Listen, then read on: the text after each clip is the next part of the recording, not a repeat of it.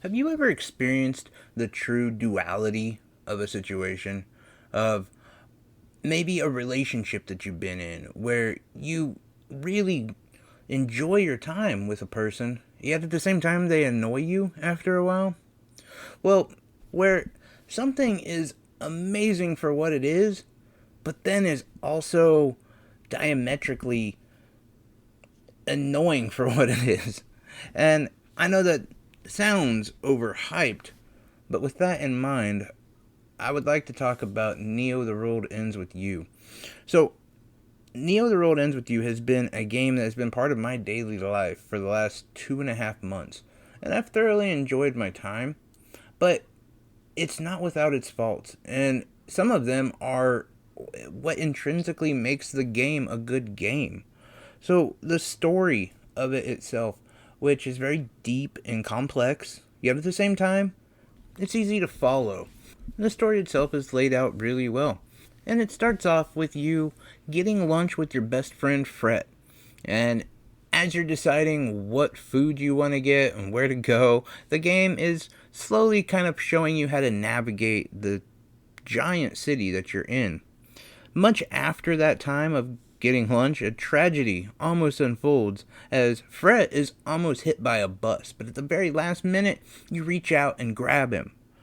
Both of you, kind of in a state of shock, start to realize that your phones aren't reacting the same way that they normally do. The environment around you is just a little bit different. It's the same but different. And it's that point you realize that you've been transported into a game. Your phone reminds you that you are in this game and you must compete in this game. So after being forced to compete in the game for a mere round, you are then told that despite the busy environment, despite the interactions between yourselves, you're actually in the afterlife. You perished. You're no longer living, and you have to play and win this game to be rewarded with the trip back to the world amongst the living. Now, as dark and isolated as that might come across, the game is actually really full and very busy. The amount of life is astonishing for being in the afterworld. You develop relationships with kind of the gatekeepers of the game called the Reapers. Some of them turn out to be friends of yours, people that you can trust and people who will help you. Some of them are, well, jerks to say the least. You then also start to realize that there's other combatants and other teams that are also playing this game. And you start to develop relationships with them. Before any of that happens, though, you have to expand your team because at that moment it's Rindu, Fret, against teams of 4 to 10 to even more than that combatants. So your team is really, really small and going to be defeated easily. And you come across somebody by the name of Nagi, and she is the older of the three. The interactions with her are really great. In fact, one of my favorite things is her interactions with Fret. Nagi and Fret have a very back and forth relationship. We'll say that. It's tumultuous, but it's fun. And then there's a fourth character who comes along who I don't want to ruin anything, but maybe doesn't stay. Don't worry, it's not what you think it is. But it's an interchangeable position for a little while. The story itself, though, follows that same linear path of you are in the afterlife and you are trying to get back to the world of the living. And the only goal in sight is by winning this game. You are given a myriad of obstacles and missions that you must compete in and win to end up winning the entire game. So the game plays out in a 7-day cycle, and each day you're given a mission, and whatever team completes the goal of the day earns the most points, and at the end of the week it's all tallied up. So the winner gets to decide what happens. They can go back to the world of the living if they want, or in some cases they can become reapers maybe.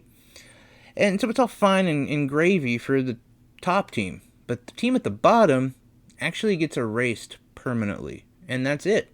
They're done. There's no fighting back. You're forever dead. That's a pretty stark realization in the game that is kind of fun and hip and stylistic. But that has to be there, because without that duality, the game wouldn't seem like the consequences really mattered as much. So, the biggest part, though, of this game that I would say shines more than anything is the actual combat. The story is wonderful, but the combat is amazing. And for a story-driven RPG, it's rare that the combat shines. Although that's exactly the case with Neo: The World Ends With You. It's chaotic, fast-paced, yet synchronization and coordination is rewarded. You equip clothing and pins. Now, clothing affects your stats as a whole, and the pins dictate your attack. Not only the power, but also the actual button command itself. You see, you're controlling 4 members of your team simultaneously. Now, each character is designated to a certain button on your controller. So, Rindu might be X, and Fret might be Y. And so, if you repeatedly hit the X button, you're just repeatedly attacking with Rindu. Now, with the pins, there are certain requirements for you to build up a big attack. And that big attack is called the groove meter. You'll see at the very top of the screen. Now, it'll tell you in the pin description what requirement is set to open up the groove meter. Sometimes it's knocking an enemy against a wall, sometimes it's just finishing a combo, but either way, when that opening pops up, if you attack with another character, you will then be rewarded with an extension of the groove meter. And you can actually reach up to 100%, all the way up to 200%, 300%. Once you get up and you filled the groove meter as high as you can, depending on the level of the game you're at, if you hit the button A on the Nintendo Switch, you'll actually perform this devastating attack.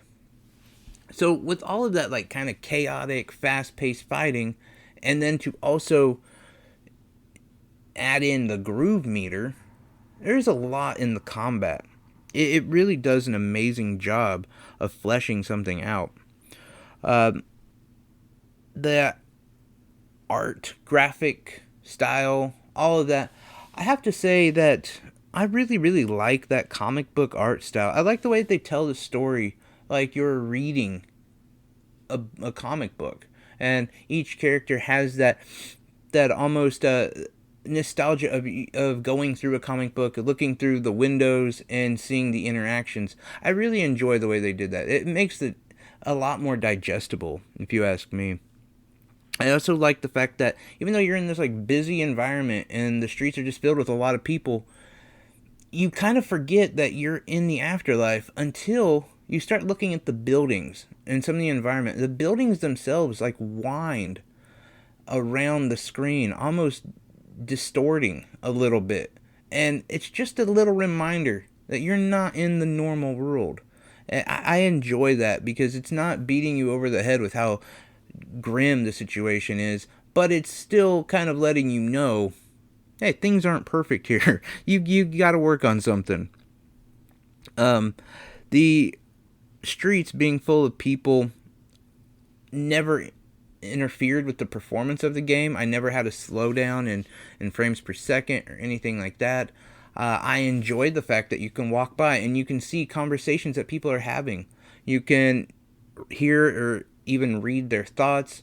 There's a component of the game where you actually have superhero powers, if you will, where Rindu can actually go back in time. Fret can solve a problem for people and put it in their head. And that does actually come to play quite a bit. And Nagi can actually dive into people's minds, and you can actually fight like their demons, if you will, to help them maybe become more clear-headed about a situation. The sound of the game is amazing. I think they did a wonderful job with it because this game is very stylistic. And even though like it's built on the pillars of being very gloom and doom, it's actually very hip and very fun and very fast paced and very, like I said, style is very important. And the music that they put into the game to also complement the groove meter is done very well. It matches perfectly. They couldn't have done better, I think, with the sound. I know some people would prefer that there was more of voice acting. I'm glad they didn't, because there is so much content. There's so much dialogue. I think that it would get overwhelming after a while. So, my thoughts on the game are this: that I love the busy environment. I love that it doesn't make you feel doom and gloom. I like the comic book style. I really, really enjoyed the story. I enjoyed the interactions that the characters have amongst themselves, and the other people in the game. I love how deep that the game is built. The story in which is really fleshed out and given a lot more. I love all of that. I think the shining star of the game, though, without a doubt, is the combat. But I will say this about the game: it gets a bit repetitive.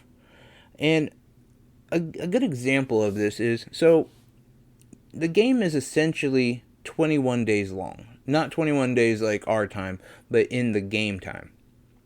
Now, I'm not going to explain why it ends up being 21 days, because, yeah, each week you play, you kind of think it's going to be, like, this is the week that you're going to win. But anyway, each day you're given a mission, and your whole goal is to complete the mission, get the most points, win the game.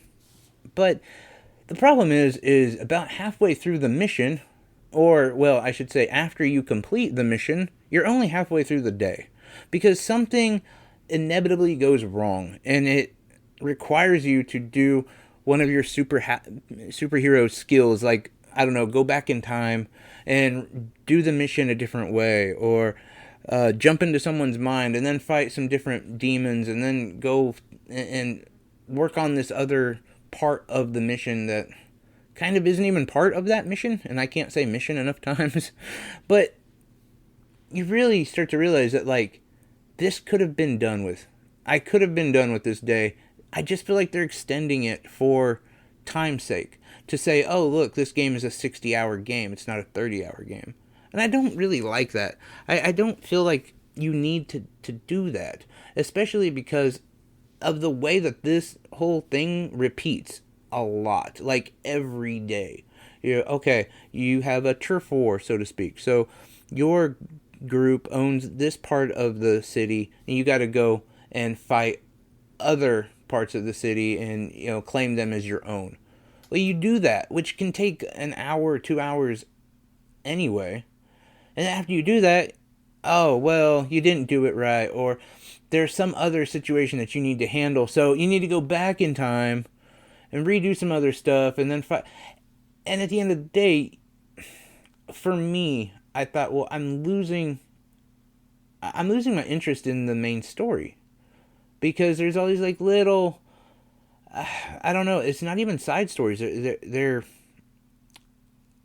I don't know. They're minuscule parts of the game that ultimately don't matter that much. And they just shove them in there a lot. And they end up extending every day further and further, longer and longer. Not to mention, my other issue with the game is the dialogue.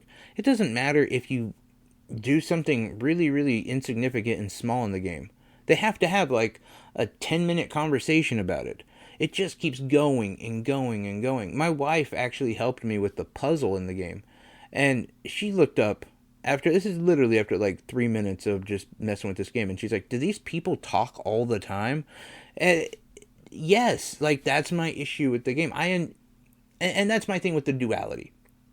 The story makes it great, but the incredibly endless, needless amount of dialogue actually kind of ruins the game in a way. Like, I enjoyed my time with Neo: The World Ends With You, but I'm gonna be honest, at the end of the day, I was kind of happy when it was over. because I didn't want to go on this like long droning conversation that ultimately didn't really matter and ultimately didn't even play a big role into the game or to the character development itself. Now, I admit that there was many times where I kind of zoned out and even kind of just skipped some content. But to make my point, I never got lost.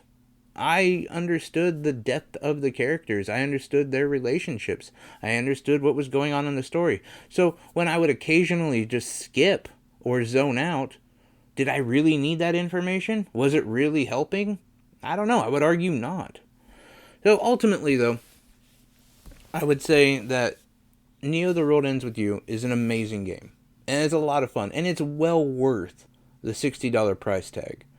There's so much there to enjoy with this game. But I think that maybe they could have done a little bit different to extend it. Not by just adding a whole bunch of more like dialogue and making you do the same process over and over again. I think they would have been interested to find out that if they let you control the day and night cycle, so to speak, that you, as the character, as the player, would have actually played it as long as they would want it to by giving you optional side quests. So let's just say with some of the powers that you could dive into someone's mind and help them actually solve real world problems or living world problems, I should say. And you could actually help other people by using your powers. I think a lot of people would opt to do that. And so I think that the days would become longer optionally. But if you didn't want to do it, you could just kind of skip through and go through the story. And that's my issue with the game. Yes, there are optional side quests, but they're very few and far between. The side quest, the extension of the game, is really thrust upon you. And I don't really think they needed to do that. But again, I would say the story as a whole is great. Really, really awesome. The graphics, the sound, all of that is amazing. It's truly amazing on both graphics and sound. I thoroughly enjoyed that. The replayability, I'm going to say that that's bad, honestly, because I just don't see redoing that again. It kind of turned out to be like a marathon. Once I got through it, I was glad it was over. The actual value, as I've said before, I think it's there. I think it's well worth it. I just don't see it being a game that I personally would play again. But I did enjoy it, and I'll look for a sequel. Be incredibly excited to play another version of this game. Anyway, I'm Nima. I appreciate you guys so much. If you enjoyed this, please like, subscribe, do all that stuff. I don't remind people to do that enough, so I guess I need to start doing that. Anyway, guys, thanks a lot. Have a great day.